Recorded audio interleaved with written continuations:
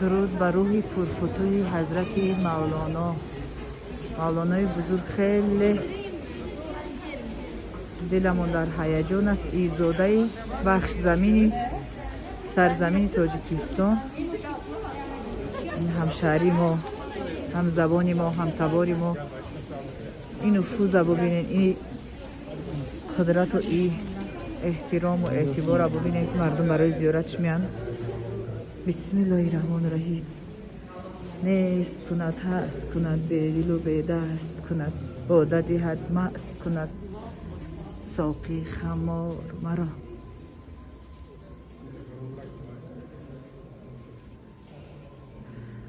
آب کم جو تشنگی آور به دست، تا بجوشد آب از بالا و پست. آنچه از مولانا میدونیم همین لحظه ما در دو جهان غیر خدایار نداریم، جز طاعت او هیچ دیگر کار نداریم.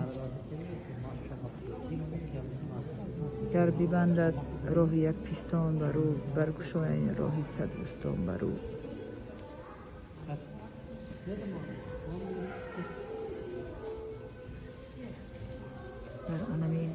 در همین گنبد زیبا، در همین یک مکان تبرک،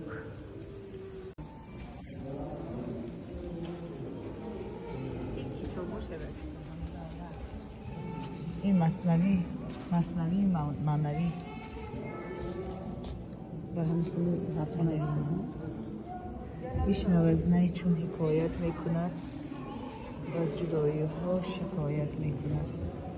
از نیستان تا مرا ببریدن، از نفیرش مرد و زن نالیدن. مصنوی این اثر دیوان کبیری مولانا است.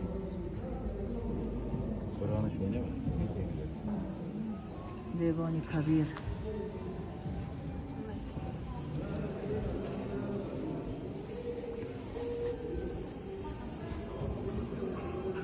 مولانا روشی حضرت مولانا، این روپوش متعلق به حضرت مولانا بود، یعنی آنچه که حضرت مولانا استفاده بود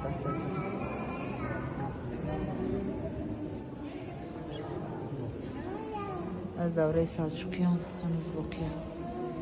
این پیراهنی که و بر میکرد متعلق